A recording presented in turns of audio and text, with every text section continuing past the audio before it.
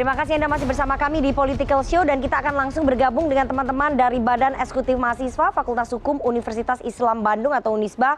Saat malam teman-teman, perwakilannya sudah ada Fitra dan juga Imam. Silahkan siapa duluan? Imam? Saya duluan aja, Mbak Rifana. Ya. Tadi sangat luar biasa ya dinamika perpolitikan begitu, koalisi sana, koalisi sini. Cara politik tadi kan apa ya? Simbiosis mutualisme. Kepentingan, hubungan timbal balik. Mungkin pertanyaan saya simpel kepada Mas Budiman Sujatmiko, aktivis 98 begitu. Siapa yang sudah konkret mengganti Pak Presiden Jokowi, dan kepada mas-mas partai politik lain menakun bahwa di manakah peran partai politik dalam pendidikan politik masyarakat begitu. Oke. Itu yang saya tanyakan sih. Terima kasih. Oke, di manakah peran partai politik dalam memberikan pendidikan politik kepada masyarakat, terutama dalam Pilpres ya? Oke, satu lagi. Baik, terima kasih. Mungkin menarik sekali. Memang betul perbincangan masalah perebutan kekuasaan itu selalulah lebih menarik daripada membicarakan masyarakat yang mati sengsara begitu. Oke, mungkin saya akan sampaikan sedikit prolog. Tadi sudah dibahas lah oleh abang-abang yang terkhusus praktisi-praktisi di politik Indonesia begitu. Nah, mungkin saya sedikit mengerti masalah presidensial threshold begitu. Tadi Bang Budiman Sujatmiko mengatakan bahwasannya memang hal yang perlu diutamakan itu masalah kualitatif begitu. Nah, mungkin saya akan sedikit mengkritisi begitu. Nah, dengan ada presidensial threshold kan, itu kan memungkinkan ketika orang yang memang secara kualitatif itu layak sebagai presiden begitu, nah terpotong oleh elektoral.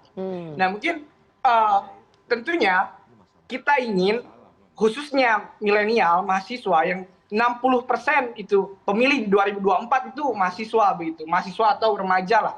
Nah, kita ingin agar supaya politik di Indonesia itu melahirkan banyak calon-calon pemimpin begitu.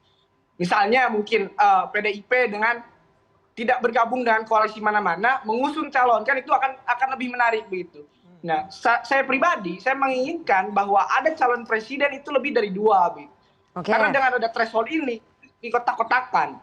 Ya. Nah, mungkin itu yang mendasari saya ingin politik di tahun 2024 itu ada perang antara elit, dan saya khususnya mahasiswa nggak mau lah dengan lagi cuman ada 2 calon, dan itu pun dalam perdebatan presiden itu ada kisi-kisi. Itu mungkin. Terima kasih. Oke, terima kasih. Ini bagus-bagus banget ya dari Unisba ya.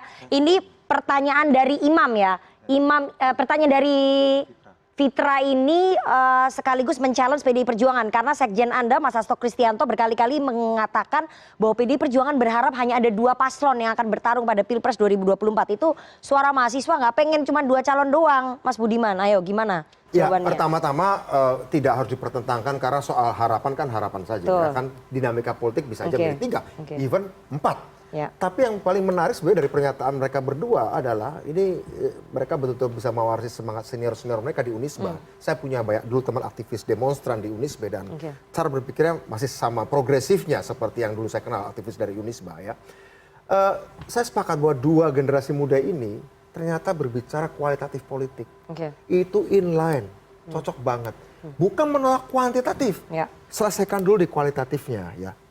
Kita tunjukkan dalam bentuk apa? Dalam pencalegan DPR contoh nih, kita psikotes dulu ke orang-orang itu, calon anggota legislatif kita psikotes, calon gubernur, calon presiden ada psikotesnya loh di PDI Perjuangan, ada sekolah partainya, kita bicara pendidikan politik, kita ada sekolah partai, bupati, calon presiden ada sekolah partai, bahkan perlu diingat ya, waktu Mbak Jokowi mau dicalonkan, beliau mentoring 1 bulan menguliti bukunya Bung Karno, 1 bulan mentoring. Dengan mentornya ya, artinya ada calon presiden ini akan memimpin Indonesia, dia harus paham pikiran-pikiran Bung Karno tentang Indonesia. Artinya apa? Itulah yang kayak masuk sebagai kualitatif politik. Setelah ini selesai, mesin partai atau mesin kerjasama partai politik yang mau kerjasama, yuk sama-sama sampai ranting bergerak populerkan tokoh ini. Populerkan tokoh ini tanggung jawab kita. Karena kalau kita mulainya tidak dari kualitatif politik, mulai dari kuantitatif politik, nggak terhindarkan yang terjadi bukan kuantitatif politik. Cuantitatif politik. Cuantitatif. Ini bahaya ini kalau cuantitatif politik. Maksudnya Ini money akan politik. money politik. Maksudnya money Kira-kira politik. begitu. Ya, Oke, ya. kira-kira Saya sepakat dengan adik-adik ini. Ya, tapi Anda sepakat nggak bahwa harusnya lebih dari 2 paslon? Oh itu harapan di pemilu. dinamika itu tergantung dari dinamika. Kami nggak punya, kami tidak punya keistimewaan dan kemewahan untuk ngatur-ngatur jumlah. Ya. Nggak bisa, karena dinamika kan tadi luar biasa sekali ya. Oke. Sebetulnya begini, kalau bicara jumlah itu, kalau menurut saya akhirnya realita lapangan yang berbicara. Ya, betul. Pertama-tama itu bukan, wah ini syaratnya 10%, ini syarat 15%. Enggak. Akhirnya survei menemukan sebetulnya siapa saja, berapa banyak tokoh yang potensial untuk menang gitu. Ya. Ya, Betul. kalau misalnya surveinya cuma 2, ya 2. Partai Tapi politik nggak akan dengan memajukan skenario calon yang koalisi ketiga. besar ini kira-kira berapa? Sementara ya dengan temuan fakta survei sampai hari ini ya, 6 bulan, 5 bulan sebelum pendaftaran 3 nama, menurut saya kemungkinan partai Tetap politik 3 ya? itu akan menuju 3 3. pasang kandidat gitu loh. Kalau nanti misalnya muncul calon keempat yang juga populer mungkin jadi 4. Tapi begini, Pak ya. Kodari, dengan adanya presidensial threshold itulah salah satu keunikan demokrasi kita. Menurut saya seharusnya calon-calon pemimpin itu yang potensial ya, itu dari awal sudah menyampaikan gagasan, ide kepada rakyat dalam rangka mencerahkan demokrasi dan pendidikan politik yang sampai dengan tadi. Tapi sekarang terbalik. Apa yang dilakukan para calon ini adalah mencari tiket. Ya. Jadi itu yang diutamakan bukan ya? menyampaikan ide gagasan kenapa dia mau memimpin. Di Indonesia berdua kemana? Terbalik sekarang ini. Karena apa? Itu adalah presidensial threshold. Jadi itu masalah. Itu. Nah, Mungkin bisa direvisi nanti. Ya, mestinya Di PDP, undang-undang Gerindra, Golkar, pemilu bisa PKB, direvisi. kita sepakat. Tapi Golkar, ini. Golkar berkepentingan lebih dari 2 calon dong? Coba setahun terakhir ini apa yang terjadi? Lobby politik kan untuk mencari tiket. Iya. Bukan gagasan, bukan ide. Nah itu basa-basi itu, ini pelapon sama, itu semua pelapon sama. Seperti misalnya Golkar PD, pelaponnya sama. Negara Kesejahteraan 2045, kita sudah punya cetak biru tentang itu. Itu. Tapi Golkar berkepentingan lebih dari 2 calon nggak? Itu harapannya anak-anak pemilih muda? Kalau Golkar 4 calon lebih bagus. Makanya Golkar saya bilang punya 4. PDIP jangan bergabung di koalisi Jumbo gitu. Karena dia sudah punya golden ticket gitu. Bukan kita takut, bukan dah. Supaya banyak pilihan bagi rakyat. Gitu. Baik. Silakan Bu Jazil terakhir, waktu kita nggak banyak, nanti saya mau ke Bang tentu Daniel terakhir. apa yang menjadi harapan Imam Fitra agar pemilu ini menjadi bagian dari pendidikan politik, itu menjadi tantangan buat partai politik. Namun apa yang menjadi ukuran-ukuran kualitatif itu memang menjadi base yang harus dilakukan oleh semua partai. Namun ketika waktu sudah mepet seperti ini justru yang menjadi topik pembahasannya. Hal-hal yang sifatnya sudah praksis. Karena begini, sebenarnya semua partai ini, kalau saya bilang rumit, sesungguhnya tujuannya nggak rumit. Ingin semuanya menjadi pemenang. Ya kan? Nah, untuk menjadi pemenang, maka ini sudah semua nih Pak Kodari yang ngajarin lembaga survei. Semua ada jalannya. Pertama, dia harus memiliki elektoral. Setiap calon harus memiliki elektoral yang tinggi, calon apapun, pilkada, bupati, sampai presiden. Nah, yang kedua memiliki jaringan pendukung yang kuat. Semuanya harus ada di dalam sosok itu. Nah, ketika membangun koalisi, itu masing-masing partai yang ada di situ harus memiliki keyakinan bahwa akan menang. Kalau kalah, pasti nggak akan, meskipun platformnya bagus. Pasti Namun sepi. kalah, Pasti sepi. Ya pasti nggak ikut di situ seperti dibilang Pak Nurdin hari tadi. Itu kan pengalaman bahwa platform bagus, Pak Heru bagus, tapi kan harus menang. Belum tidak punya optimisme untuk menang. Sama juga sekarang kita akan menunggu ini sikap PDIP. Apakah nanti calon yang dimunculkan itu punya optimisme untuk menang? Kalau tidak, maka saya tidak yakin akan jalan sendirian. Tapi seandainya punya tokoh sendiri yang kuat, elektoral kuat, platform sudah punya, sudah diumumkan hari ini. Jadi masih ada kegamangan ya menurut PKB ya? Ya pasti, karena apa?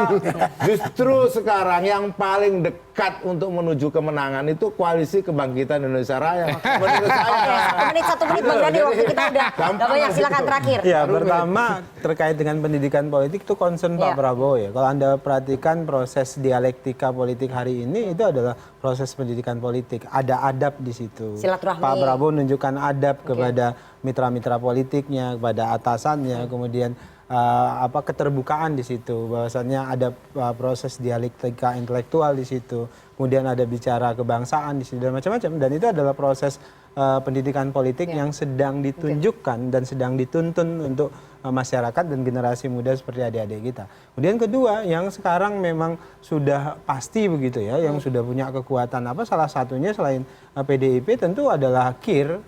KIR ini sudah melakukan proses-proses langkah-langkah politik yang nyata. Jadi sampai dengan detik ini PKB berjalan ngajak teman-teman yang lain, Gerindra juga melakukan yang sama, dan kami sudah membangun sekretariat bersama.